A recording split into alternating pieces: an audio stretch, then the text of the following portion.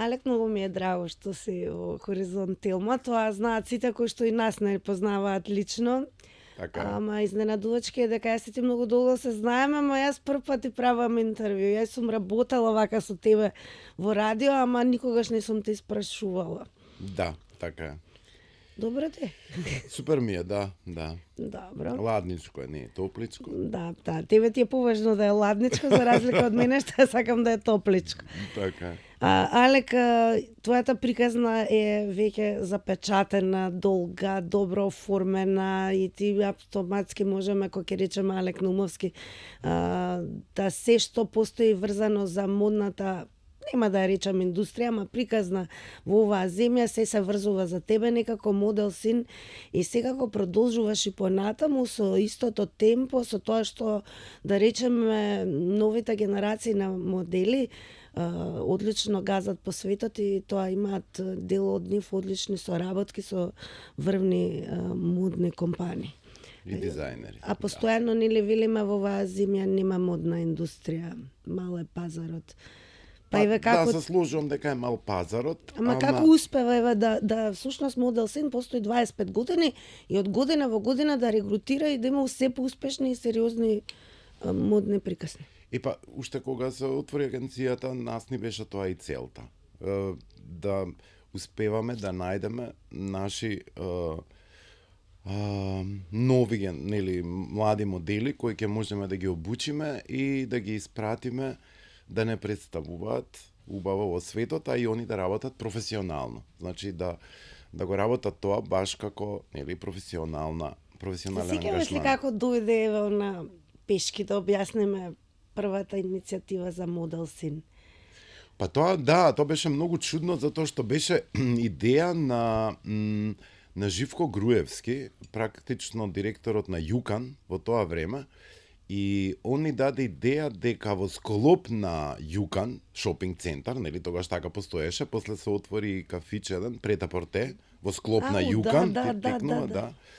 И како он ни предложи да има модна агенција која ќе функционира одлично во тој простор каде што има шопинг, каде што има кафич.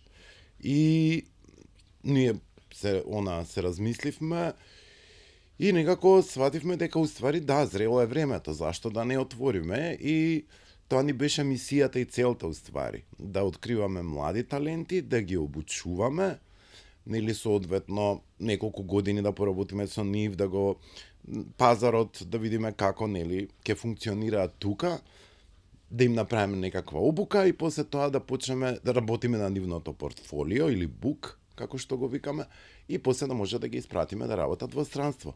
Сега тоа идеше навистина многу споро, бидејќи беше друг период, нели, други години. Тоа беше некој 90-ти, крај на 90-ти. Па крај на 90-ти, почеток на 2000-ти, да речеме, и тогаш се беше некако многу по-тешко, а и плюс нашите луѓе немаа толку, како да кажам, немаа сознанија, бидејќи тогаш уште нели немаше интернет многу, немавме социјални мрежи и не можеа да видат или да знаат што би работеле, нели, кога би отишле таму. Сега има се тоа многу поблиско, нели, како што у секој момент може све да проверат да видат. Така да можеби тоа беше можеби мал проблем. Меѓутоа, интересно е тој пресек, да речеме, пред осамостојувањето, нели, на Македонија. Така. СФРЈ секогаш регрутираше, нели, врз основ на тоа со што располага за мода, лице на годината и така натаму, сите оние избори со што располагаат републиките. Так, да. Вие со Надица сте една СФРЈ генерација која што имаше можност, нели, и надвор да работи и секако да, поготово Надица, да постигне успех од типот лице на годината или модел лук. Тоа убаво се сеќавам во југословенските утра актуелни списанија беше објавувано. Да, базар, со самостојувањето се затворили некако тоа во нашата земја, да се што е мода се врзува повеќе за тоа кој е најшик облечен, да речеме, низ град, бидејќи имавме фантастичен ноќен живот. Па дали одредени ликови го диктираат така некако темпото, ама тоа беше далеку од приказната предходно со СФРЈ. Па, Надица уствари беше како, тоа беше у тој момент огромен успех и беше многу сериозен момент, бидејќи беше првата македонка која излезе да работи надвор и потпиша договор со светска агенција. И тоа беше за нас како земја, како пред тоа нели немавме ништо такво, тоа беше огромен чекор. И јас се сеќавам во тоа време, Надица работеше надвор и се враќаше, имаше, мислам, она беше како, не знам, урбан лик, сите сакаа да бидат у незина близина или барем да ја видат. Мислам, тоа беше, не можам од сега да го доловам тој момент како беше во тоа време. Мислам дека во тоа време некако така се диктираше беше баш стилот. звезда. Значи, она беше стварно звезда. И после тоа отиде она во светски рамки на Elite Model Look во Јапонија, беше на светскиот, па после потпиша договор со странска агенција. И после неколку години од кога работеше, се врати во Скопје и уствари да биде членка во жири за, не знам, нешто имаше, не се сеќавам во тој период. И мене уствари другариве од населба ми кажаа дека ќе биде тука во Hard Rock, да речеме, и дека ќе биде во жири, они сакаа да ја видат како она изгледа кога нели вратена од светот. И ја уствари повлечен од нив така и отидов таму, а после тоа беше се случи да ние стапивме во контакт и она уствари прва ме праша дали би сакал да работам као модел. Ја у тоа време као бев не знам. Не знам што е. А да речеме Јукан, кога ја добивате идејата нели да се создаде модна агенција, во првиот момент се викаше Model Scene или имаше некој тресот? Не, од првиот момент. Не знам како го, нели, името како ни дојде, Надица тогаш веќе подолго време беше статично беше вратена, во беше вратена. Види, пред Model Scene, некаде 92 или 3 Надица имаше друга агенција, незина, собствена, и се викаше Face. И уствари ја бев дел од Face. Значи, првично. Она кога ја отвори... И после направи Face Off. Да, после Face Off, да. И првично ја бев таму, па после, нели, помина долг период, па после веќе дојде на сцена Model Scene. Сега малку и тебе ќе те представам, она што е интересно дека ти многу малку зборуваш за тоа дека од ден први всушност те влече нешто за уметност, креативност, актуелност во општеството. Ќе почнеме од тоа што како дете си бил и одличен актер и Зоке Поке беше улогата, каде беше таа улога дадена, во серија, во представа? Да, тоа беше како неколку епизоди, мислам дека беа. Ја како дете уствари многу експериментирав од типот не знам што сакам. Малце нешто карате, па малце нешто одбојка, па малце нешто мечување, па малце нешто нешто се барав у тој период. Меѓутоа, не знам како ме донесоа тука во аудиција, па исто овие простори беа, мислам дека стара телевизија, да. И имаше детска радиодрама под водство на Софија Гогова Врчаковска и дојдов на аудиција практично и ни дадоа нешто да читаме, ни дадоа нешто не знам, и после тоа направија... Колку години имаше? Па 7. 7. Да. После тоа направија како некоја селекција и им кажаа на моите дека нели сум веќе дел и дека ќе почнам да го учам тоа. Не знам како ќе му дојде. Од типот нели ни држаа после часови за говорење, за дикција, за ќе кажав pronunciation. Да нагласуваме и така натаму. Така да станав дел од таа детска радиодрама. У тој период со мене сега вака, мислам, имаше многу актери. Пред мене беше како, нели, генерацијски малце по Сенко Велинов беше пред мене, а со мене беше генерација Рубенс Муратовски. И него го знаат, претпоставувам дека од тоа време. Буки Крешините тоа. Да, Буки Крешините, да. И така да некако почна прво не да гостувам, него да снимам емисии за радио. Имавме шарена емисија за деца и Добро утро другарчиња, која идеше во 7:30 или во 7 часот са бајле, и тие ги снимав.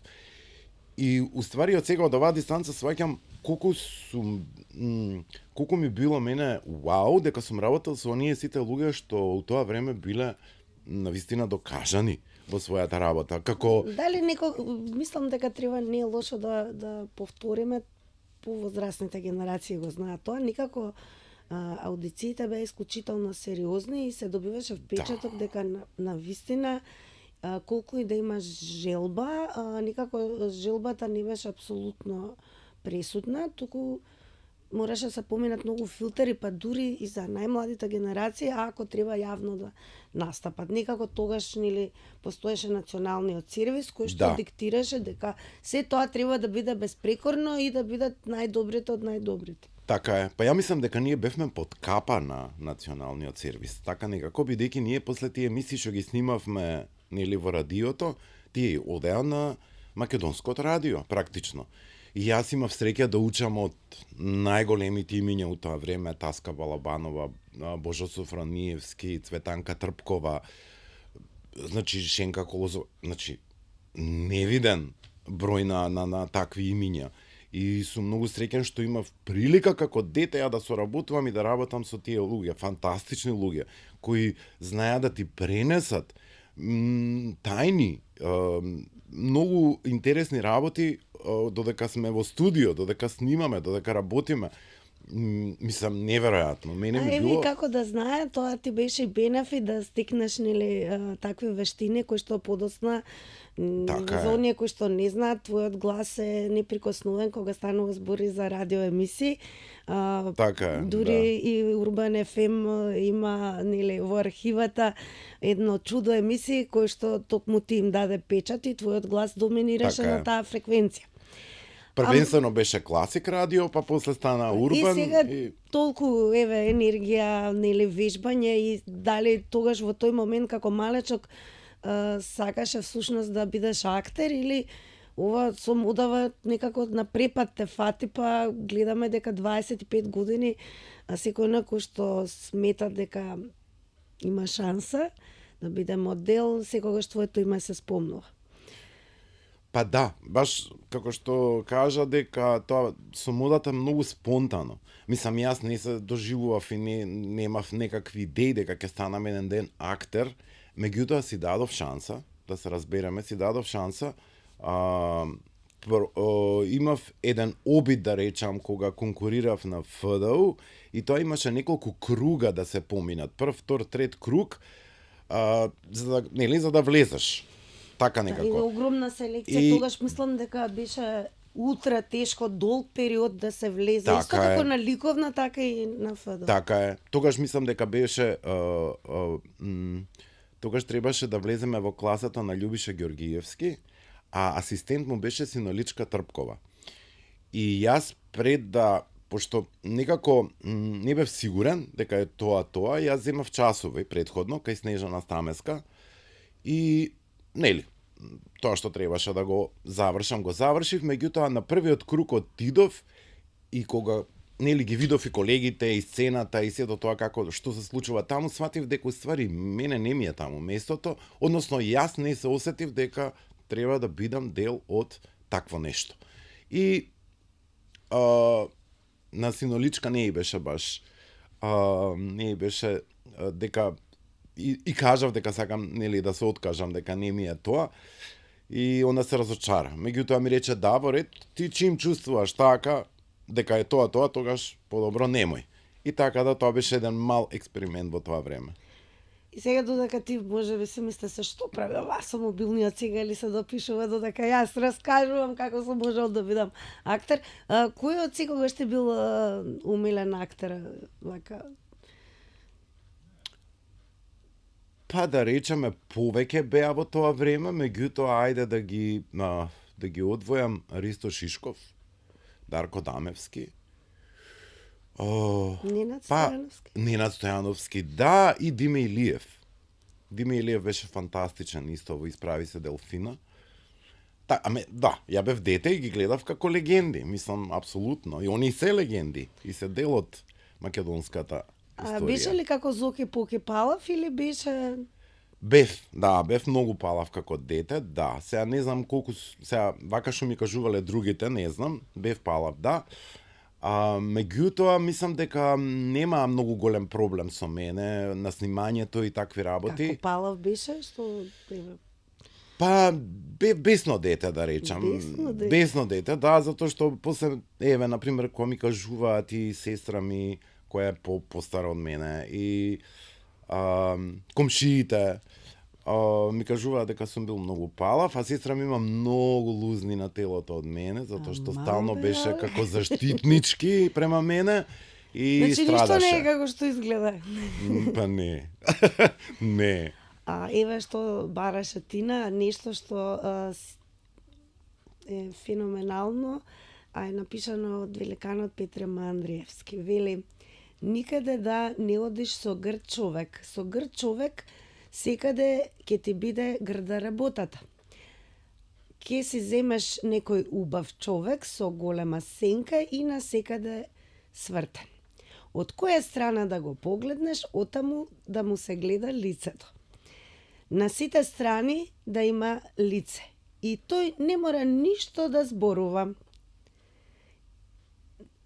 Еве, гледа, што ме прематично, не треба ништо да зборува, ами остави го само до тебе да стои. Покрај убавиот човек и ти ќе бидеш поубав. Оти се рекло, убавината секогаш изгледа невино, иако најмногу гревови носи. Само убавината прави пазар. Така би ја дефинирале модата, модниот свет, моделите и животот со точно утврдени стандарди на она што е убаво. Да, баш убаво кажано. Мислам и веројатно точно. Се согласувам. Меѓутоа, ќе кажам, убавината некако нели само физички рамки, него убавината и внатрешна убавина. Она што го носиме во себе и тоа е многу важно. Затоа што се осеќа, нели, кога некој ти е наклонет, кога некој ти зрачи убаво, ти се осеќаш поубаво, тебе ти е подобро, ти сакаш да си во присуство на такви луѓе каде што ти се осеќаш, нели има со луѓе кога ќе бидеш негде или ово напосле се осеќаш исцрпено, некако. Добро, има и она денес што го велат пола сат си убав, потоа треба да зборуваш. Да, апсолутно. Да, така е. Ајде малку, нели, да објасниме всушност во светот на модата. Еве, почнувајќи од тебе, ти никогаш не си имал некои претензии, ниту твоите родители нели инсистирале на тоа мојот Алек е убав и треба да биде модел. Како одеа никогаш работите? Дали всушност она скаутингот, барањето беше подоминантно и всушност и тука постоеше уште поголема селекција? Па селекција, да, имаше многу поголема. 90-тите, почетокот. Да, селекцијата беше голема и огромна и не можеше било кој да влета или да сака да работи како модел и тоа да биде овозможено. Требаше прво да те, некој да те обучи, односно типот да ти даде некакви инструкции, пошто у тој период немаше агенции.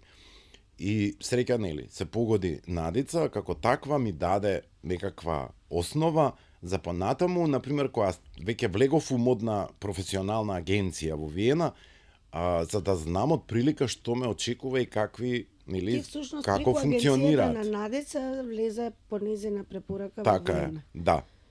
И тоа за мене беше, бидејќи ја пред тоа и многу не знаев, искрен да бидам, не знаев за модата премногу. Како размислуваше тогаш за модата и дали паметиш каков однос имаше кон тоа? Ја тоа го замислував дека некое хоби, дека те ангажираат еднаш на 5 недели и дека нешто идеш, дали ревија, дали некое снимање, како изработиш, што е тоа. И уствари све ми се смени кога отидов у Виена, кога почнав да живеам у апартман со модели, кога видов колку е уствари моќна таа индустрија, колку има обем на работа и колку те ангажираат и колку имаш ти кастинзи во текот на денот и колку треба сегда да стигнеш и колку агенцијата е љута на тебе ако ти не успееш да стигнеш на некој кастинг или па им касниш, не дека не знам што ќе се случи, меѓутоа веќе ти оддаваш печатот дека не си борец, не си вреден, не држиш до себе и такви работи.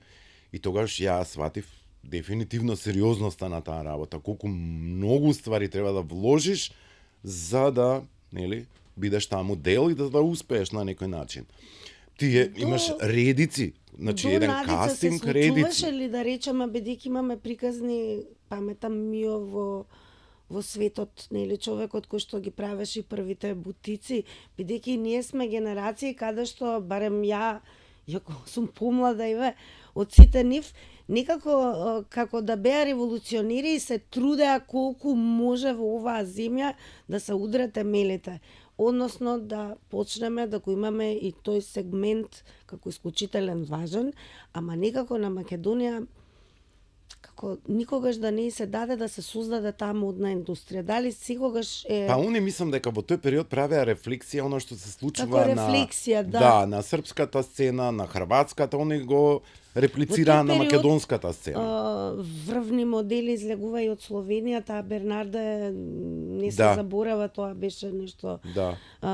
Секако другите републики си имаа своите, ние имавме Надица, ама до пред Надица јас се сеќавам на една формација на први, за мене тоа беа први модели, јас не знам пред нив сигурно имало и повеќе било најверојатно конфекциски за нама, тоа е наназад, нели? Да. Ама како модели кои што и беа препознатливи во градот, паметам Маријан Етко, тоа се сеќавам, Сани од таа генерација, како ми рече Јованка со Витка на Наташа, што е сега во Канада, Сања исто не живее тука, тоа бе една исто солидна класа на модели. Дали тогаш нашите, да речеме, конфекции, ние бутици, не знам.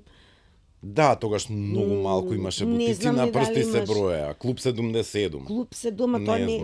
Клуб 77 беше од нивното време или нешто подоцна. Па не знам, ја поише ги памтам Форум и Лонза, да речеме. Ке дојдеме, тоа е вашето време кога диктиравте темпо на стил и на тоа како рефлексија, значи она што е актуелно во светот да го има и во кај нас. Во изгледот и во ноќниот живот и во секојдневието. Сега таа генерација како се создаде, да речеме таа прва за Македонија, каде што ги набројуваме. Еве и Зак, се сеќавам на нив. Да. Ја сега точно ја не се сеќавам пошто они веќе работеа, нели? Ја уште тогаш бев помал, не работев.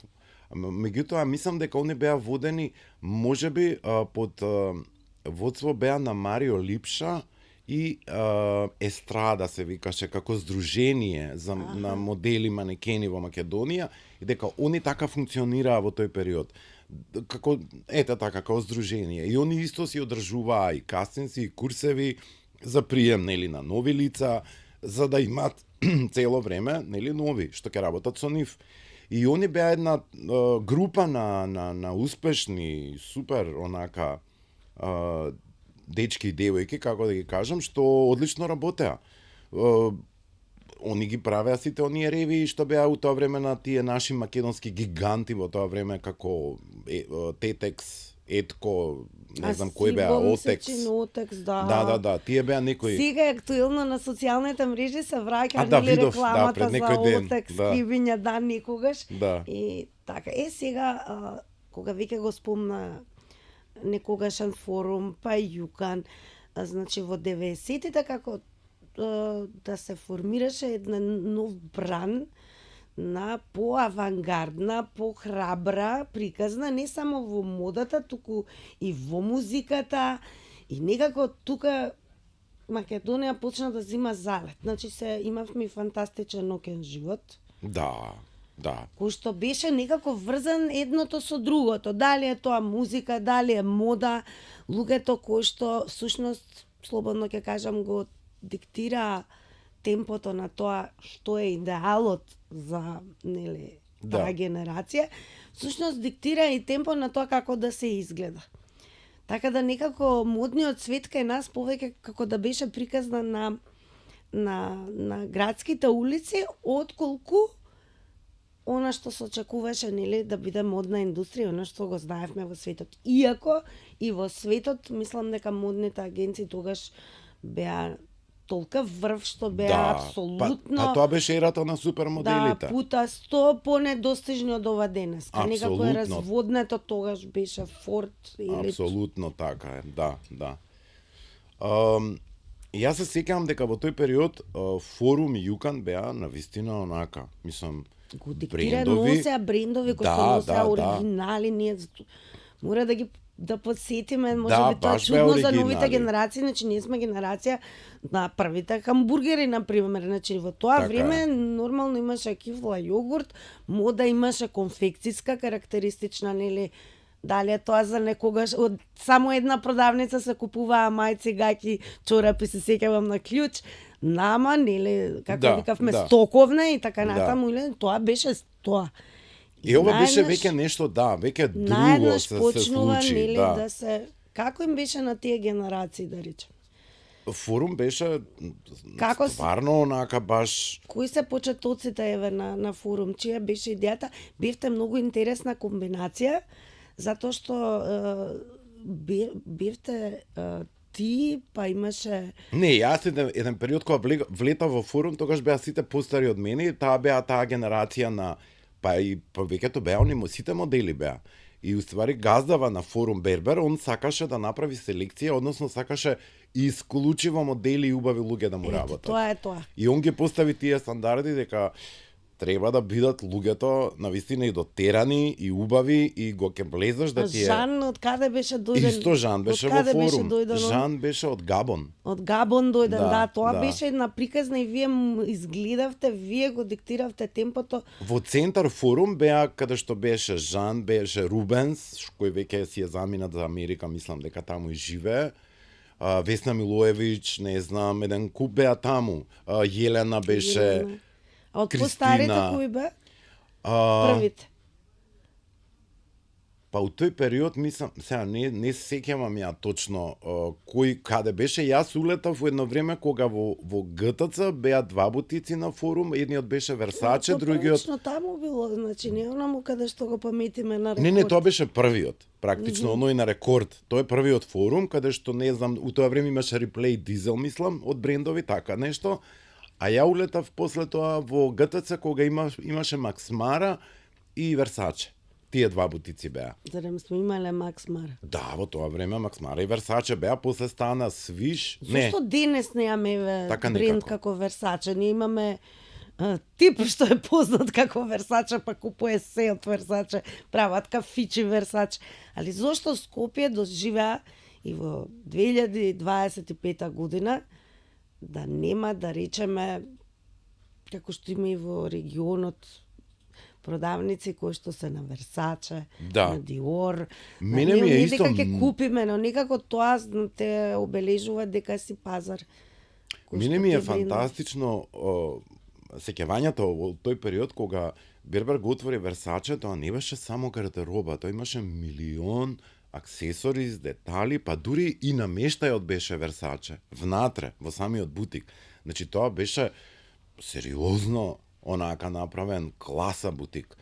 И изгледаше $1,000,000. И да подсетиме, тоа е времето на Версаче пред Донателла, кога да, тоа беше времето на Джани Версаче, практично. Кога Версаче го доживуваше својот, така е, да. Својот врв. Па зошто, каде го гледаш тој јас? Зошто нешто што е од 90-тите да го имаме, денес тоа да го немаме? Не зборам за оние wanna be приказни. Не знам.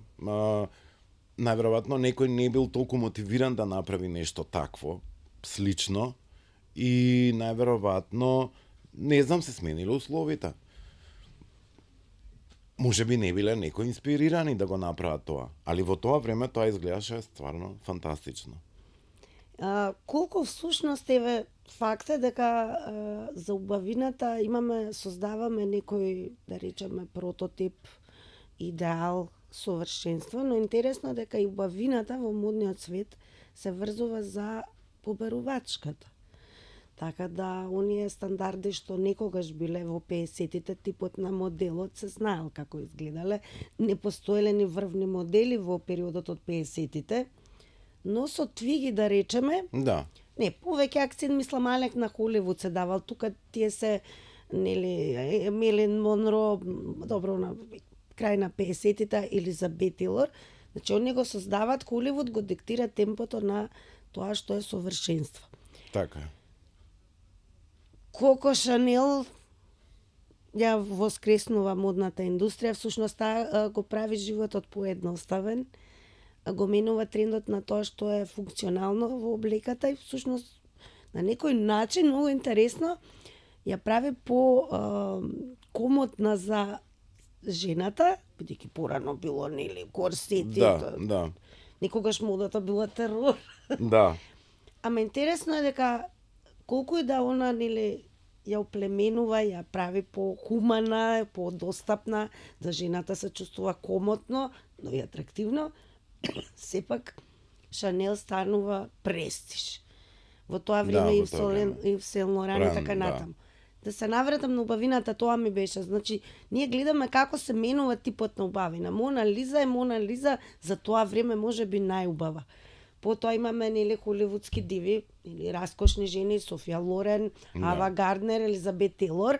И наеднаш со Твиги и Брижит Бардо имаме свич, кој што се уште, можам некако да кажам, трае. Дека трае, да. Да, каде што типот на убавина е како жена која што е нели не толку обла, кокетна, шармантна и некако го има оној, како да кажам, како девојча изглед, кој што трае долго и се исклучително модни. Дури Твиги направи бум, не само со кратката коса, туку таа едноставно со незините колку 40 килограми, можеби и помалку, беше револуција која што донесе пресврт. И Лондон беше таква сцена. Така е. Сега пак трпевме некои промени и па еве да им објасниме дека всушност што се подразбира во модниот свет убава. Барана, убава. Бидејќи не секогаш нели да имаш црти, да си згоден, не е доволно, туку дали пазарот диктира што е убаво? Па да, диктира, меѓутоа ја пак ја кажам дека не е само да си убав, убавината мислам дека во овој бизнис 50%. Се друго е работа на себе, работа и тоа работа, сериозна работа на себе. Пошто моделот не изгледа така како што изгледа од што си дреме и си пие кафиња, него моделот работи на себе. Значи, они кога се нели на запад или било каде кога работат, они стануваат рано, они вежбаат, они мора да се во форма, телото мора да е во форма, иначе за тие 2 или 3 сантима ако си ти во колкови повеќе одма ќе ти ја земат работата, тоа таму е немилосрдна конкуренција. Нас од тука ни се гледа као, да, отишло она да се слика. Не. Мислам, скоро се друга приказната. Многу е сериозно и многу е тешко. И да се обстане во тој свет е тешко. Бидејќи тоа доаѓаат цело време нови. Поготово за да траеш, треба да си, значи, навистина, онака, респект, модел за да траеш.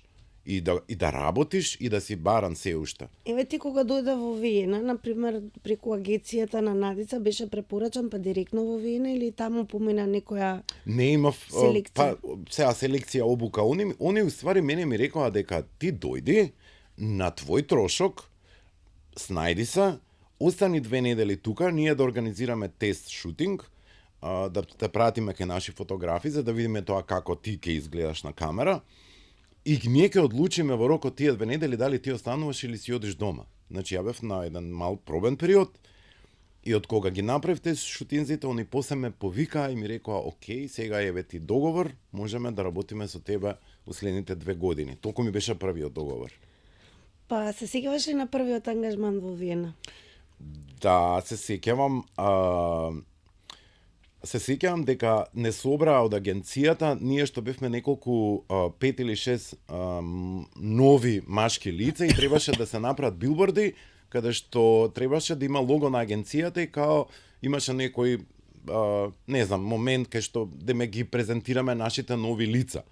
И бевме на снимање, сите бевме у бели кошули, мислам сите бевме онака исти. И позиравме нормално и знам фотографот ме тргна на страна и ми вика вика, приметувам дека нешто не е во ред, односно дека си збунет или не знам што или како. И јас успеав да му кажам дека ова ми е мене прв ангажман, нели, и дека ми треба време малце да или да си дојам на себе, пошто јас сум превозбуден. Колку години имаш, Алек? Па не сега, мислам дека или 19 или 20. И дека сум као онака превозбуден и дека као да ми даде малце време за да нели влезам у штос. А тие околу мене, иако беа исто како мене млади нови лица, тие веќе има искуство позади себе. Секој работеше претходно 2-3 години и сватив дека тие веќе си го знаат она што треба да го прават. Ја бев скроз нов, бидејќи не бев многу, немав пред тоа никакви обуки, не знаев што се случува. Ама ми беше онака, мислам, инспиративно, интересно, после веќе мислам влегов уштос, немаше проблем. Добро, како ти беше животот во Виена? Околу 2 до 3 години, колку беше? Така, да, 2,5. Па фантастично, што да кажам. Тогаш беше исто оној ноќен живот, првпат видов како тоа изгледа во една нели европска метропола, какви луѓе доаѓаат, како се пречекуваат, ред карпет. Па, мислам, за мене беше неверојатно искуство и најшто ми е интересно, уствари, колку ги ценат моделите таму. Ние сите што бевме во агенција, со твојата сет карта, тоа што ти е нели како сега ги викаат поласи, не, извини, комкарт, поласи друго, таа комкарт уствари тебе ти отвара врати во секој кафич и дискотека во Виена, значи не плаќаш ни влез. А дури мислам дека имаше и гратис пијачка. Само со таа картичка. И па ете убавината не. Да, моделите беа посекувани на секаде и секој се радуваше и ако имаше повеќе модели во неговиот клуб. Така и почна нас да ни кажуваат од агенција дека нели у тие клубови има таква музика. Тоа беше уствари, мислам дека зачетоците и на техно, на тој период беше некаде. И знам дека Техничес музеум беше тоа една издание, не знам како да го кажам, на 3 спрата. И меѓу првите нели вечери кога отидов, прво ја нема видено толкаво нешто, мислам, огромен простор. И кога почнаа да се симнуваат од кафези дечки и девојки кои што денсаат, и кога поминуваат девојки со на тацна ти даваат кондоми, уште што не ситници, и ти се смеат и ти прават муабет, мене ми беше као да сум негде, не знам, на друга планета, да. Имаше ли шанса да речеме од Виена да се лансираш и да пробаш на пример во Америка?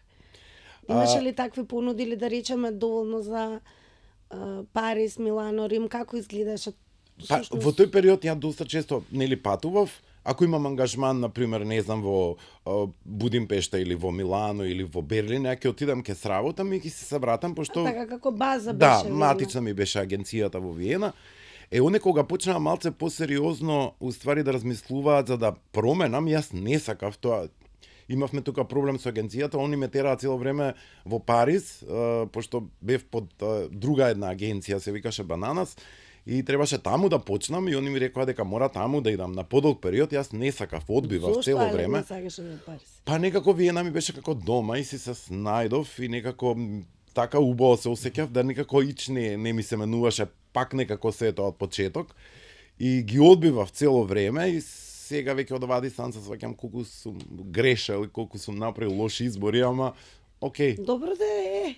Ете, не си направил лош избор затоа што најверојатно имало причина да ти денес лансираш едно чудо успешни модели. Ама пред да на кои сум многу горд. На кои ќе дојдеме и ќе ги поздравиме многу сум секако. Минатата сезона зборувавме и со секако модел Кристијан кој што мислам во 90-тите некој да те кажеше дека Индија како земја ќе те лансира во модниот свет. Да, апсолутно. Тоа беше да. нонсенс. Индија и Кина не постоеа во 90-тите као пазар. Имаме впечаток, еве тоа што забележуваме за новите генерации и оно што се диктира како нели прототип на убавина, факт е дека низ вековите, низ времињата се менува и дека пазарот е тој што диктира. Така е.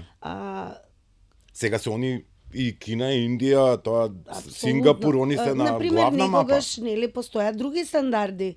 на пример во времето сме зборувале во времето меѓу првите супермодели е Джија Каранџи. Така е. За неа нели знаеме преку филмот Джија, Анџелина Џоли ја глумеше. Иако не се сложувам со Не, изборот значи, како Джија, на актерка не ми интересно е се... што Франческо Скавуло за неа рече дека во животот само 3 пати направил.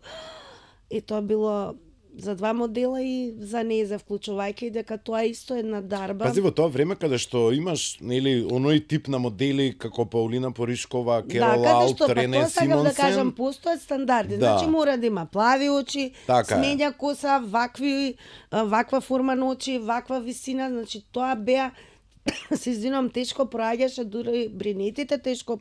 Така е. Значи И да не Джија зборуваме црна раса, Да. тетоважи, тоа нонсенс. Да. И Джија беше првиот всушност супер модел кој Да, што да, да, она направи револуција во тоа време. сега Бидејќи што- беше сосема различна од све друго. Да, се што е интересно и тоа исто да откриеме. Никогаш во светот како фотомодел подобро ќе ти оди отколку на писта. Тоа се два различити поима. Джија многу на пистите некако не остави печат, односно во оној дел Иако работеше, да. Иако работеше, ама не беше али како фотографија, насловни и така натаму, направи неверојатен бум и всушност она го креираш она супер модел, иако сите мислат дека е нели од она фамозна комбинација на Синди Крафорд. Не, они беа покасно, да. Да, ама сите мислат дека од нив почнало тоа као ултра супер модел. Па ја би ги карактеризирал Джија и Марго Хемингве, која прва направи милионски договор со козметичка куќа и која прва од сите модели во светот прва беше која направи милионски договор со козметичка куќа. Они две беа во тој период како нај-ин. Сега околу тоа што се случува, како се менуваат нели типовите на убавина и на побарувачката. Затоа ги спомнав социјалните медиуми. Некако после се што се случуваше, дали таа Vogue агенда нели каде што нели половите не постојат, кој како се чувствува, Баленсиага направи да всушност тоа не личи на мода. Тоа беше факт, дури се руга, ама храбро настапја, па дури и се создадоа своји кулуари и потрошувачи кои што купува нели банални Да, така е. патики, нели излегуваат со некој чевле како да си босат, чинат ѓавол и пол, а ревиите изгледаат навистина морничаво. Па дури има критика дека направија кампања во која што главниот арт директор всушност испреќа некакви си сатански пораки за педофили. Па и затоа така мислам дека тој период го гасија и профилот на Инстаграм, нешто им се така, случи. па тука имаше осуда и на подеки се инфлуенсерките диктираат, нели, Ким Кардашијан. Да. Ќе зборуваме и за тоа. Колку има огромна разлика во однос на тие стандарди, бидејќи никогаш тоа било незамисливо такви нели експерименти. Па ја мислам дека во тој период кога еве да речеме беа супермоделите, дека секоја од нив е толку различна и има некаква сопствен печат, сопствена препознатливост. Они сите се еве мислам ги знаеме, ги гледаме, сите се они тотално различни. Земија Клаудија Шифер, земија Шалом Харлоу, па земија Јасмин Гаури, па земија Наоми Кембел. Кристи Тарлингтон, мислам, сите се они на свој начин, меѓутоа се индивидуални и различни. Така да, мислам дека тие беа тие стандарди, покрај тоа што висината мораше да им биде на сите, нели, над 1,75 м, и ги имаат тие некои пропорции за тоа време, да речем 90-60-90, од прилика. Се сменја ли тие стандарди сега? Па, мислам дека не, се уште важат, меѓутоа се малце полабави, во смисол дека може да пројде и 91, 92 во колкови.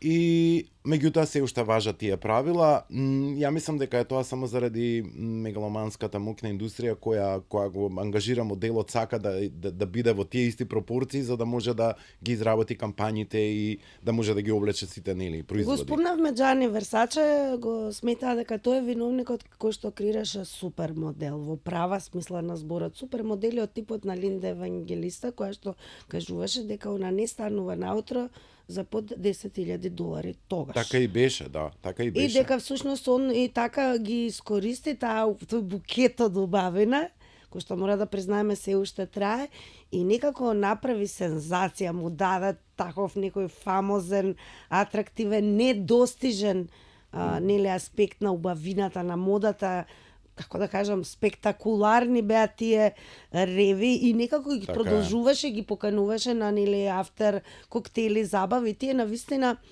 беа неверојатни. После Така е. некако како рефлексија се појавија останатите. Мислам дека Кајди Клум телото, па после Бутхен. Да, они беа малце покасно. Да, ама некако рефлексија дојде. Мислам дека ова беше колку денеска да се добива печаток дека модната индустрија како да не дозволува повеќе такви екскурзии.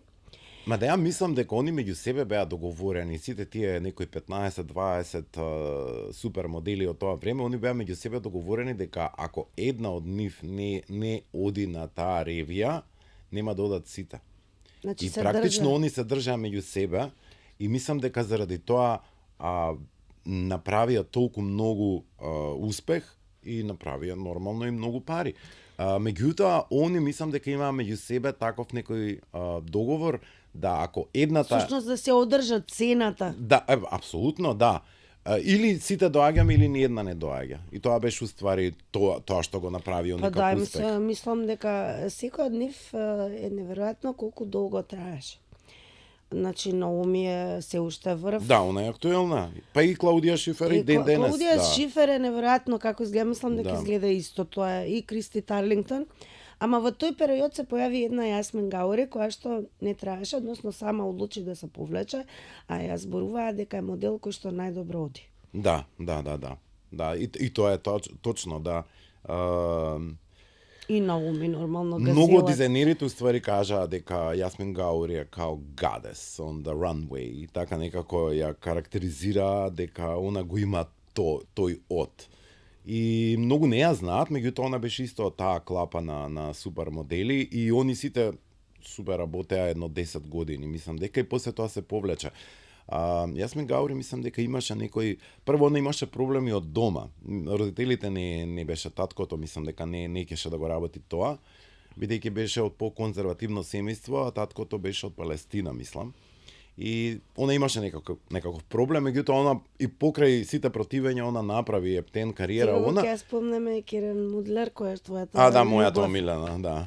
All time favorite. Да, Надја Ауерман.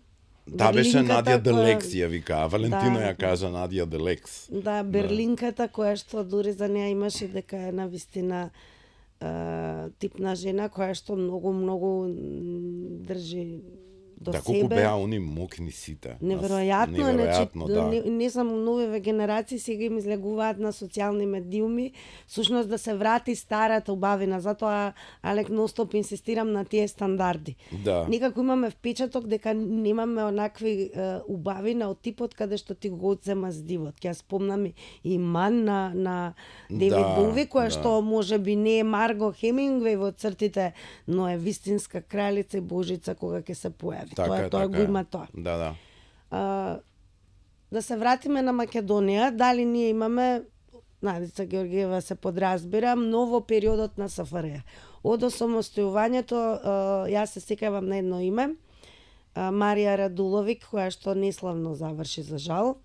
Така е. Но тоа беше убавина која што денес оние кои што го гледаат Джија велат дека наликува на Синди Крафорд, на Джија.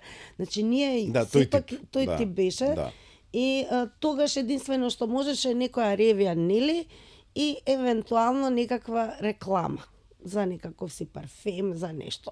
Тогаш не имаше многу, не имаше толку бутици, не е тоа како денеска. Да. Имав јас, да речам, среќа во тој период, имавме некоја ревија во друг град, со комбе, знам дека одевме, И тогаш се погодив јас уствари со Марија Радуловиќ беше таму на ревијата, Сани, оваа екипата што си работеше и ја бев како нов. Дали да некој речам. Марија се случи да речеме да добие ангажман како Надица да има ради својата убавина, пошто за Надица знаевме дека беше интернационален, значи модел кој што беше на пиедестал со право. Така. Дали постоеше и после Надица да речеме тука еве некој од Македонија кој што исто така се лансираше надвор, а може би не се спомнува многу во земјата, но во модните кулуари. Па имаше, како не, имаше. Весна Додевска направи солидна сосема кариера. Да, она во Лондон живее сега. Сега е во Се Лондон, уште, да. не сега, него се уште. Прекрасна, мислам, Весна е камелеон. Она многу потсеќаше на Линда Еванџелиста, уствари. Да. Тој тип. Она се издвои еден период, да речам вака, направи, беше заштитно лице и на Систина, ако ти текнува тоа време.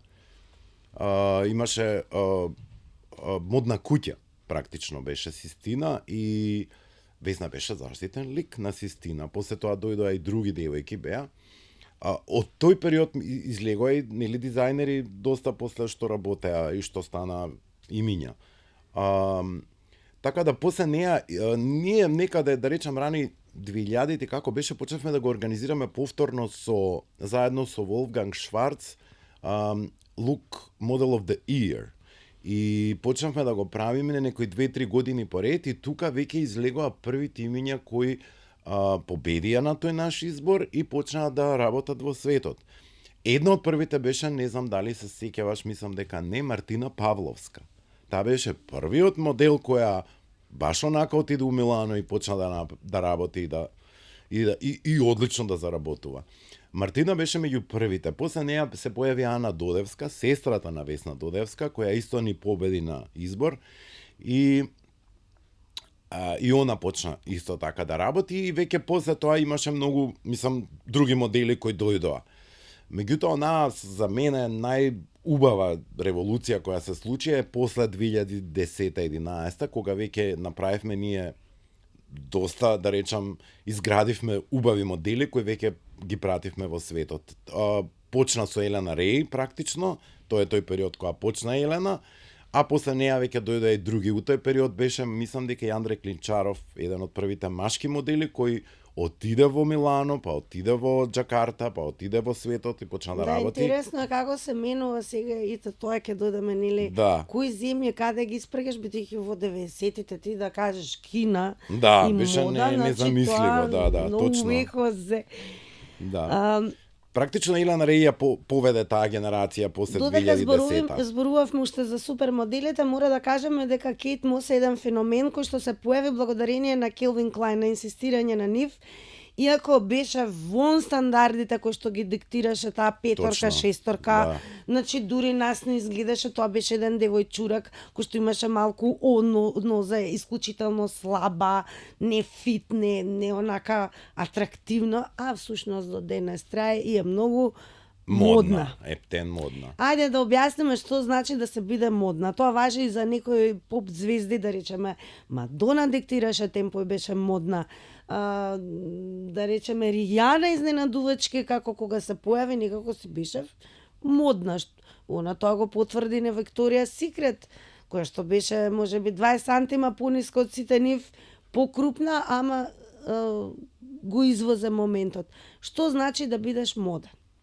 Па треба да го носиш тоа во себе, да го имаш како, не знам, како знак на препознатливост, како некој индивидуален печат, каде што и другите тоа многу лесно ќе го видат во очат и ќе знаат дека е добитна комбинација. Еве на Кейт Мос како и успеа, толку скандали, толку дрога, па толку. Ама низиниот лик е моден. Она е модна. Ама таа денес шо и да стави, не знам, некако продава и апсолутно да, затоа што она го носи тоа во себе, она е скроз модна. Дури не ни ругаат кога онака се тетирави после некоја модна ревија, како да тоа е низин дел од животот. Сега кога веќе зборуваме колку се модни, сепак модниот свет ја има и темната страна. Моделите секогаш биле добре дојдени и на забавите, секако секаде да си носиш убав човек и тоа е пазар. Да. Знаел што пишува Петре Андриевски? Така. како некој може, па и приватно да се заштити, бидејќи велат убавината е нож со двеоштрици, и дека ако неумно си ја носиш убавината, таа може да ти ја запечати судбината. Така е. Па јас тоа го кажувам, затоа Еве како си заштител ти, бидејќи нели убавината привлекува, а со тоа привлекува не само публика, туку и предатори. Така е. Види, најпрво и најсигурен начин, како да го кажам, е дека имаш добар грб, односно имаш добра агенција позади себе, која знае што треба за тебе, знае кај те праќа и знае со кои луѓе и имаш некаква гаранција. Секогаш е така, мислам, кога имаш некој што те препорачува. Мене, нели, Надица ме препорача и ми кажа како функционираат работите и она ми беше како еден вид на подршка у тој период, за да знам јас што треба и како треба. Меѓутоа, пак ќе речам дека некогаш е и до твојот индивидуален избор и став, колку ти ќе знаеш да успееш да процениш, да направиш, ако веќе зборуваме дека одиш. Интересно е дека многу се шпекулира и зборува, а тоа и факт се покажало дека токму модните агенции, кои што знаат да бидат и врвни, да не зборуваме за мажот на Линда Анџелистон, беше на која агенција беше? Елит, да. Пошто во тоа време ми се чини или пред него Форд беше многу мокна агенција, Џон Форд. Па Форд и Вилхелмина Моделс беа. Да, всушност он ја открија, да. Сега он направи империја и сега дури излегуваат. Да, па Каре Отис излезе пред некој. Каре Отис, од Дива Орхидеја и актерка, не за повеќе како актерка. Ама е неверојатно и твојата љубов, Карен Мудлер, која што доби нервен слом, јавно истапи и кажа дека како елитна проституција се промовирани во најскапите колуари. А ние збориме за супер ултра модел. И сега, како сушност гледаш ти на тие работи, веќе сега на површина излегуваат, тек сега излегуваат сушност колку е мрачна таа индустрија. Од друга страна, имаме и некој кој што е ко Клаудија Шифер, значи она се супер, се мајка, си има своја, може би агенција, си работи, значи имаме и питоми приказни. Колку всушност моделите сами си го бараат ѓавол. Па јас тоа сакам да го кажам, дека тоа пак све зависи од самиот модел. Каде, со кого, како, милиони имаш ти начини, не само во модата, ти во било која гранка, како и да се свртиш, можеш да ги направиш погрешните избори или да не ги направиш погрешните избори. А може и да спомнеме дека изборот на модели е, нели, имаат 16, 17, 15, тука колку може да процени некој на 17. Еве, што ќе препорачаш особено за оние кои што ќе добијат работа надвор, бидејќи тука. Па види, јас секогаш сакам... Еве на твоите модели, ти имаш врвни модели кои што, како да кажам, доминираат на други континенти, во други обштествени утврдени правила. Така е. Види, за тоа се тие некои мини обуки што моделот кога ќе го земеме под свое, сакаме да работиме со него. Умеѓу време таа работа не е само работа пред објектив или работа на реви. Али работа ги контролирате ли вака редовно да ги слушнете, да ти дадат отчет дали се добри, што прават, што е сработено? Си имал ли ситуација каде што всушност си приметил дека не е добро, а ти се дава друга информација и си интервенирал практично да спасиш, пошто некој кој што нема свест за себе и својот живот, тогаш нели настапуваат оние кои што се поодговорни. Така е. За среќа не сум имал некои такви проблеми, имало ситници секако. Меѓутоа, добрата работа е што ние соработуваме со веќе долг период со агенции кои ни се насестрински, да речеме Джейс во Белград или Фокс или неколку имаме со кои соработуваме и веќе имаме изградено однос и доверба со тие агенции. Ние работиме 20 години со тие луѓе и со газдите и со све. И ние точно знаеме, каде го праќаме моделот и каде треба да и во која земја понатаму оди и така натаму, плюс сме цело време во контакт, сега е многу лесно. И моделот ако има проблем од типот, не ме буткаат доволно, не ми се допаѓа агенцијата, не ми се допаѓа станот, пробуваме да најдеме секако решение. Меѓутоа, пак ќе речам, моделот мора да знае што е неговата работа, кои се неговите обврски, што треба точно за тој период, нели, како треба да изработи све што треба. Ние ја правиме таа обука претходно во разговори, во муабети, нели, го ќе се видиме, не е само сликањето или работата или ревиите, него ние правиме и разговори. Кога правите избор, тоа веќе искуството го бара, има кои што сметаат дека се убави, да, има препозиција, ама еве јас ќе откриам дека ти си умел да кажеш ова не. Карактерот, трпението, реакцијата, знаеш, да процениш всушност дека некој всушност апсолутно не па треба после да биде толку во многу години поминати у тој бизнис, веќе јасно ти е, одма знаеш, уште можеби првиот пат кога ќе седне наспроти тебе, иако се они млади, одма го осеќаш вајбот, ти знаеш што точно дали може или не може да успее. И тука веќе имаш ти лично чувство дали толку многу треба да се завземеш за тој модел или нема потреба. Модели Затоа на што ја, како што напоменав, не е само убавината, има толку други работи тоа кои... Тоа е сериозна работа, затоа се доказ всушност Кристијан кој што успеа самиот, па дури амбасадата македонска го барала да помага да евакуира во корона, нели, луѓе од Македонија кои што воопшто не се во модниот свет, еве го денеска е во Тајланд ли каде, тој си се пронајде во тој свет. Најгорти многу среќен си на Елена Реј, не толку што она направи планетарен успех и секако се најде и на насловни, но оној кој што ја знае лично Елена Реј, знае дека таа е неверојатно храбра, истрајна, професионална и workaholic, односно многу работна девојка. Точно, секоја чест. Дали е тоа формулата да се биде успешен модел? Еве, да тргнеме од позади, не од тоа колку сме убави, какви ни се цртите, туку дека всушност тој фокус, таа истреност и таа работливост всушност да стануваш ти во 4 наутро, да трчаш на 5-6, менуваш авиони, во други градови, така немаш време ти за себе, иако многу ме намисла дека она што го диктира Инстаграмот, ако направиме 500 селфиња, дека ние сме модел. Апсолутно не. Ајде тоа да го разглаваме, да се... И така, тоа е многу важно, бидејќи сега се создава еден тренд, инфлуенсерите го земаат приматот на тоа да диктираат модата, стилот, дури изградија и кариери, сосема логично, промени се тоа. Дури и великаните, ќе кажам Бог да го прости, Карл Лагерфелд, си дозволија да речеме готови производи со милиони следбеници како Кендал Дженер да се ја земат директно на писта, не дека она е лоша.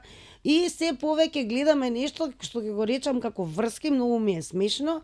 Например, керката на Синди Крафорд станува модел, па сега керката на Никол Кидман. Некако тоа некогаш беше карактеристично за Балканот, нели, со врски, сега го гледаме. Зошто е тоа така? Може прво да се навратиме на... Може. Да се надоврзам после на ова.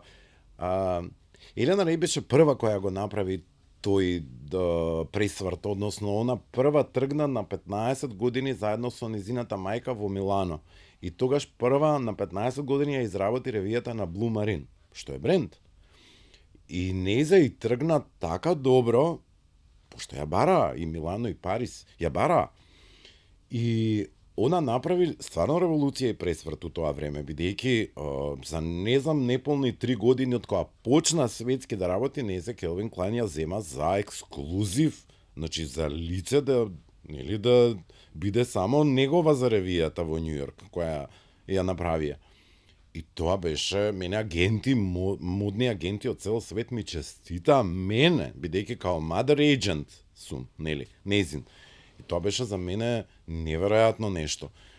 Мислам, после тоа она веќе работеше за сите позначени брендови, мислам да не ги редам, од Прада, Джими Чу, Армани и така натаму. Она за сите имаше веќе работено.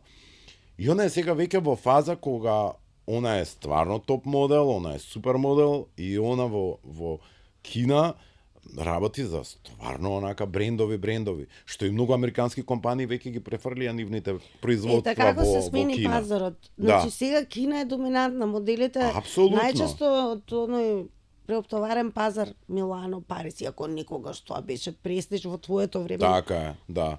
Сега Кина, Арапските Емирати. Да. Интересно е дека таму каде што се парите, таму каде што е потрошувачката и она еврејското шефе овде нема ништо, можеме се да направиме, сега се потврдува како такво. Апсолутно, сменети се работите. Порано ако биле нерелевантни, сега се многу релевантни во светот. Баш тие пазари, сега каде што работат.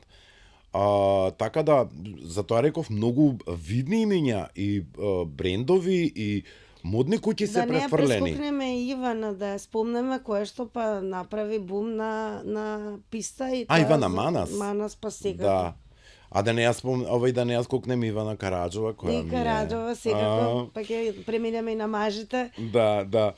Па види, они се таа генерација на успешни интернационални модели кои ја им се восхитувам, ги почитувам. Ивана беше за Долче Габана. Ивана Манас работеше цела кампања за Долче Габана, на ревија на Долче Габана, и она мислам дека е една од ретките која беше заштитен лик на цела кампања сезонска, значи на Долче Габана. Така да она исто остави огромна трага во македонската историја, модна историја. А тука се некаде исто морам да ги кажам Горјана Џоја Кулишевска, која исто работеше, Александар Мекуин и така натаму. А Татјана Јанушева е исто едно лице преубаво, познато, што и она гази, мислам, работеше кампања во Лондон за Тели Уейл, за баш имиња, мислам, онака. Тука и Караджова, која ми е на некој начин блиска, затоа што ми е внука, меѓутоа, она исто гази, работи, одлично, она сега беше во Дубај, сега моментално е во Атина и после тоа мислам дека треба да замине за Милано. Така да има една генерација на онака фантастични модели кои работат. Маги беше исто, работеше во Кина и да сега има уште нели Ива Цацкова моментално ми е во Кина и работи. По белиот свет, па Маковски, ајде да преминеме на мажите. Се охрабрија мажите, па низ оваа нова генерација и те како, еве па Маковски е доказ дека е пандан на Елена Ре, иако мора да напоменеме дека на мажите многу потешко и во светски рамки има да дојдат до статусот на супермодел. Апсолутно да. Дейвид Ганди. Да, меѓутоа он е пак, како да речам, 20 на листа рангиран. Да. Кој е број 1? Се менуваат, беше Батлер, беше од наше време Џон Картариена, како и да беше, така да се време, менува. Але кој беше топ модел од мажеве? Па Маркус Шенкенберг, Камерон Алборизијан, Дейвид Болс, Вернер Шроер, Марк Вандерлу, тоа беа таа клапа на фантастични како некако сега дека ќе се машки вратат модели. нели стандардите некогашната машка убавина и тоа број на социјалните медиуми, нели како изгледа една модна ревија во 90-тите, каде што мажите навистина изгледа по тие стандарди како од стрип. Да, и точно. Баленсиага воведе нешто што е аморфно, што не знаеш што е, дури се експериментираше. Дали модата е всушност експеримент? Па, добро, да, може да се гледа и од тој аспект, од тој агол. Треба да си храбар, треба да си, секогаш треба да имаш предизвик и треба да сакаш да ги смениш работите, за да оставиш некаква трага. Во Се ова принцип. што набројам му е приматот на Галијано. Џон Галијано. Да, он е нешто што е навистина врвна уметност во модата. Иако нели направи една истапка, многу е важно нели што зборуваш, бидејќи ти си сепак јавно лице, не мислам на тебе, мислам на Галијано, кој што го чинеше многу. Значи тој го достигна врвот, ми се чини како приматот на Ив Сен Лоран, кој што па од друга страна многу одамна рече јас во овој криминал кој што се прави во модата повеќе не учествувам. Не сакам да бидам не дел. мислеше на финансиски, мислеше на естетски криминал во модата. Долче Габана, интересно дека сега нивната ревија последна за мажи некако се повторно го врати она. Го враќа она и како да се враќаат нели трендовите на она тие што е стандарди што важеа тогаш. за 90-тите. Така е. Кога сме кај нашите момчиња, Маковски одлично плива во сите стандарди, знае да биде актуелен. Он е фешн. Он е фешн. Најгорци на него Која кампања? Па исто горд сум ја многу на него, на Крис, сум претерано исто горд, на Мухамед Енус, кој е фантастичен модел, фантастично лице, одлично работеше. Каде е моментално? Моментално е во Шангај. Во Шангај. Сите патишта водат во Кина. Па така периодов се случи. Така да, они се исто клапа на модели. Никола е тука исто Андоновски, кој само на 17 години отиде во Индија и работеше. Така да, тие се некои исто фантастични модели кои си го најдоа местото и знаат да работат, и знаат да уживаат, и знаат да дадат допринос на сето тоа и многу сум горд на нив. Навистина сум горд на нив. Алек, но некаде пред крајот не може ова да не те прашам. Самите модели кои што се дел од твоето семејство Модел Син, секогаш велат, ама Алек е најубавиот, Алек требаше да остане надвор. И сега јас те прашувам дали бидејќи и тука се менуваат трендовите, нели сега имаме plus size, нели модели, дури Донателла дозволи нели движење со повеќе килограми, бидејќи се гледа на тоа дека сите се рамноправни кога нели треба чекмежето да се отвори. Да. Веќе бидејќи јавноста инсистираше на таа сурова за перфекција, но нели и тенденцијата кон совршенство всушност прави подобар, така. Да.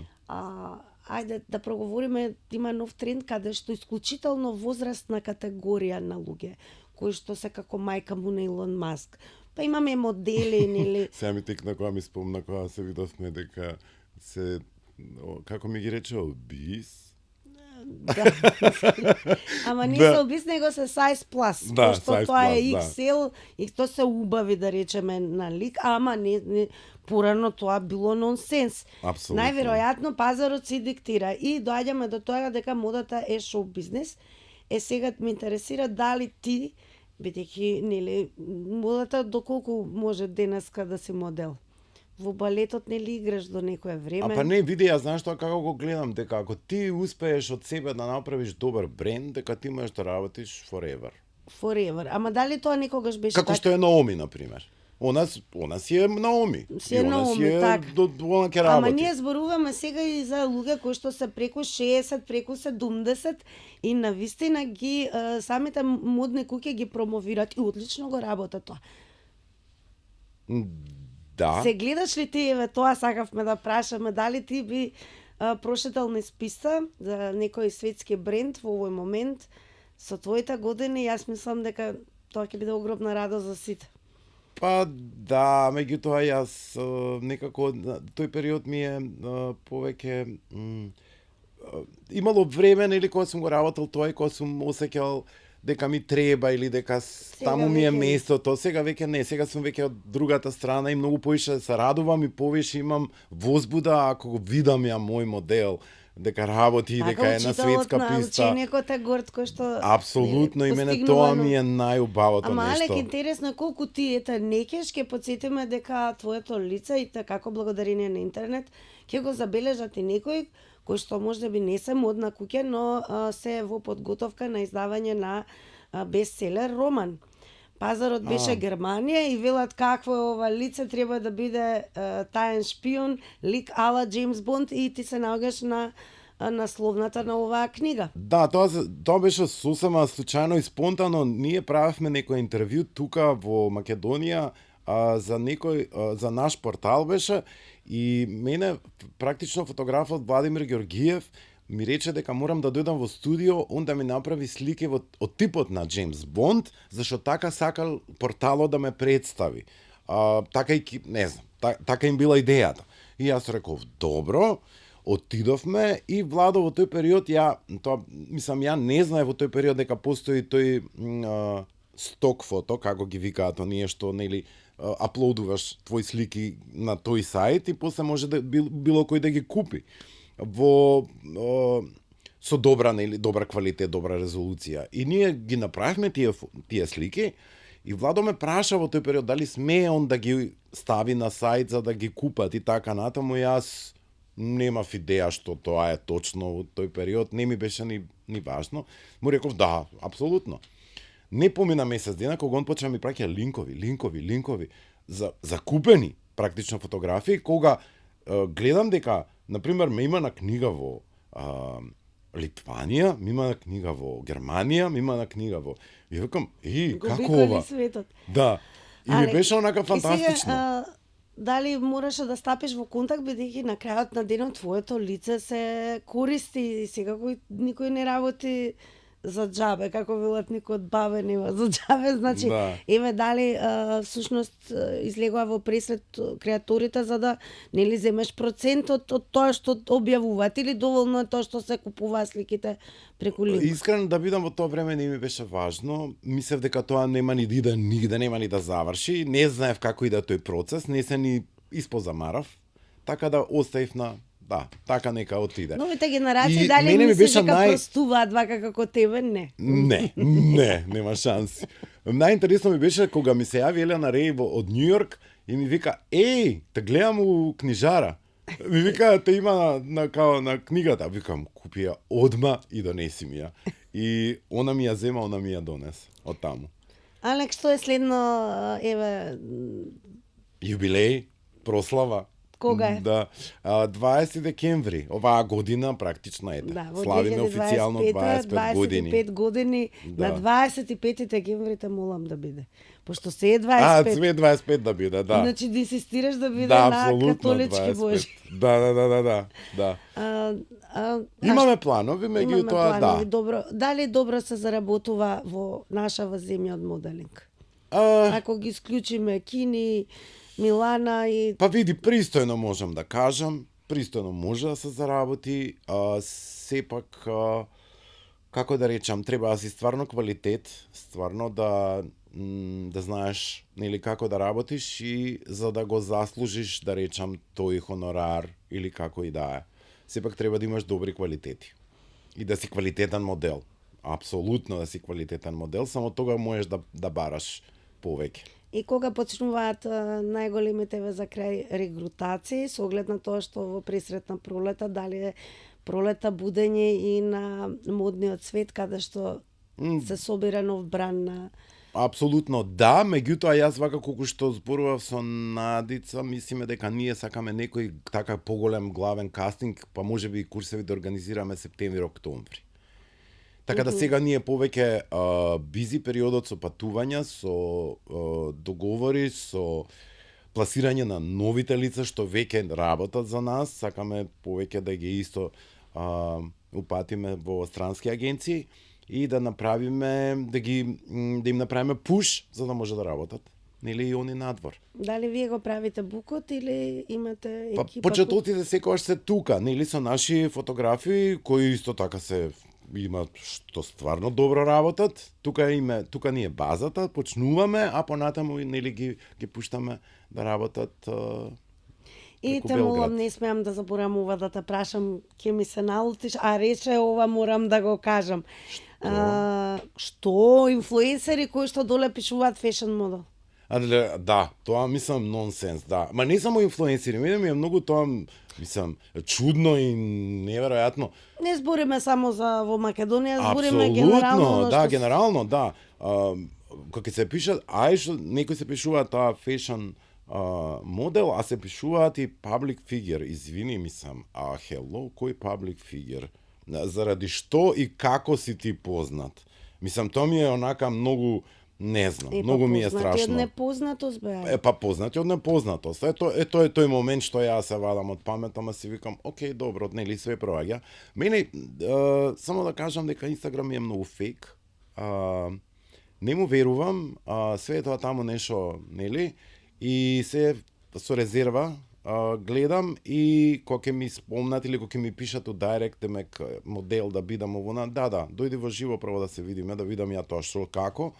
Дали најчесто модели стануваат оние кои што воопшто не ти викаат модел да бидам? Некако имам таков впечаток, туку ти ќе ги откриеш, па мора тука малце и молење. За жал, да, така е. Обично јас кога некој ќе пикирам, обично тие не сакаат да работат и односно обично имаат нешто друго во план и многу е тешко да се погодиш со Можеби ако си дадат шанса ќе видат дека Повеќе успеваат, сакам Да. да кажам тие, отколку некои што сметаат дека се модели. Апсолутно да. Па тоа све што они таму нели се пишани дека се као фантастични модели, тоа Инстаграм нели те потсеќа на оние букови, нели има фотографии од кои што модните куки, да речеме и агенции, буковите ги фрлаат во ѓубре, бидејќи има многу фотошоп да, и премногу. многу нереалност. Да, премногу.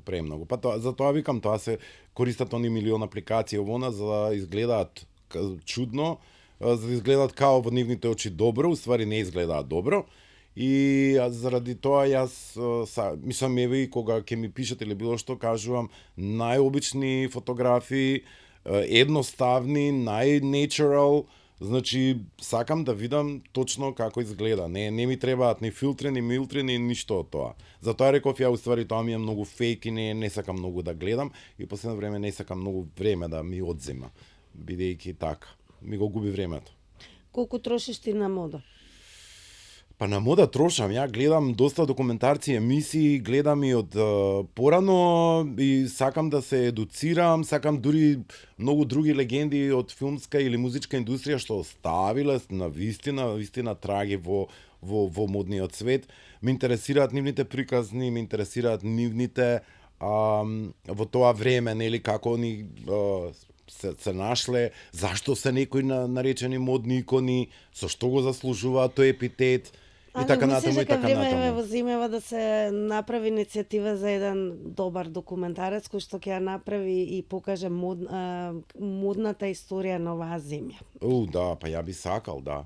Да, ја би сакал. И треба да има, бидејќи Треба навистина имаме за рок антологии, за ова, за она, да, за мода, треба некако многу малку. треба на некој да му текне и да го направи тоа баш. Не ради друго, мене ми е важно за да ги потенцира сите квалитети и сите успеси на нашите модели кои работат и оставиле стварно огромна трага во никогаш нели на овие модната. кои што почнувавсе ви беше многу потешко од ова сега. Да, точно така Како е. беше тежок е патот до Оскарот. Драго ми е Така е. што патот те донесе овде. Верувам дека добро беше. Одлично беше. Можеме и Со бесконечно тебе да не те- може да биде лошо, така да. Ако имаш нешто да додадеш и да порачаш, еве да не биде не прашала водителкава. Не, немам што да порачам, само да кажам дека луѓето мора да си веруваат во себе, да веруваат во својот инстинкт, секогаш да го слушаат својот натрешен глас, кој секогаш им ја кажува вистината, иако не сакаат да ја прифатат во даден момент, и да бидат упорни, да бидат вредни и работливи. Само тоа е само тоа е рецептот за Па мислам, за и не секој само за успех. модел уствари, За да. секој успех. За секој успех е таа посветеност и таа Нек ти работа. посакувам многу успех и сега кога ти посакувам еве да направиш повторно нешто револуционерно. Како и твоите Ти модели, благодарам јас ќе многу. кажам да си даеш шанса и светот уште еднаш да запомни зошто Петре Андреевски пишуваше всушност за тебе. Одлична завршница. Фала многу. Да, окей. Се што она ќе ти дојде природно и што ќе го посакаш, верувам дека ќе ти донесе успех. Така да треба само искрено да посакуваме. Фала Ти ти. благодарам на искреноста. Фала ти за уживањето.